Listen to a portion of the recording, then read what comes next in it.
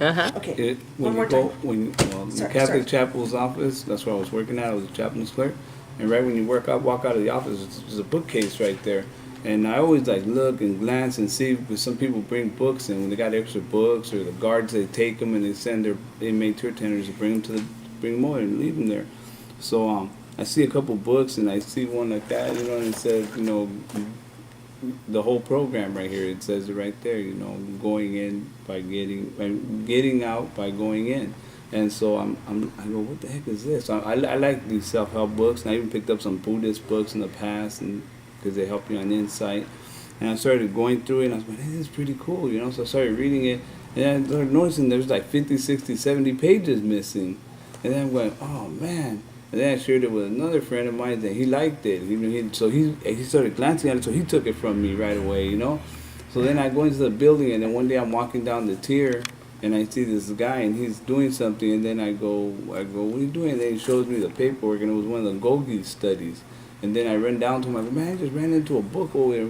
So then he goes, yeah. I go, where'd you get this? And then he starts telling me, and this was Ishmael and Romo, Ishmael Romo. So he's telling me that his bunkie is the one that put him up on it, So I go and tell his bunkie is, we call him Pelon, Joe Robles, and I go, hey, I go, hey, Pelon, man, and I said that, and he goes, oh, that was my book.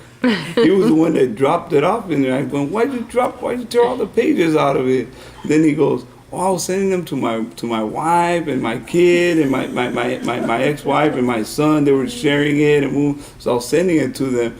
And then I go, man, you're messed up. You take the book back over there, half of it's gone already and everything. So, it was interesting. And then that's how I started liking about this, that, I started seeing that these guys were interested. And then he started telling me, but then Romo told me, yeah, I got Window going, this other guy named Window Hunter, and another guy right there, a few other guys in his pod, because he was sharing it with them in their dorm. And they were getting interested in it, so they were getting it. So I go, all right, hey, you know what? Well, and I was supposed to go home in 2013. Then they said 2012, and we've been saying, hey, you guys messed up. I was a lifer, and they gave me a parole date, but they were saying, hey, you still owe us some time. And me and my lawyer were saying, so I said to Romo, hey, look, I'm gonna go any day now. Sooner or later, they're gonna realize that we're gonna go to court. So I didn't get to write to her until I got out, and then I go, but I'm gonna look her up when I get out there. And then Joe was supposed to go home with, and then one day they just told me to go, hey, you're gonna go home within the next few days. Wow. And then I go, and I said, well, what day? They go, we don't know. Sacramento just sent us this paper right here, and it said, they're gonna kick you out, so sign right here. And then like 2 days later, they gave me a paper telling me to report to parole officer Soso on Friday. And that day was Wednesday, so I figured, okay, it's going to be tomorrow. So I called up my family and just said, hey, I'm going home tomorrow.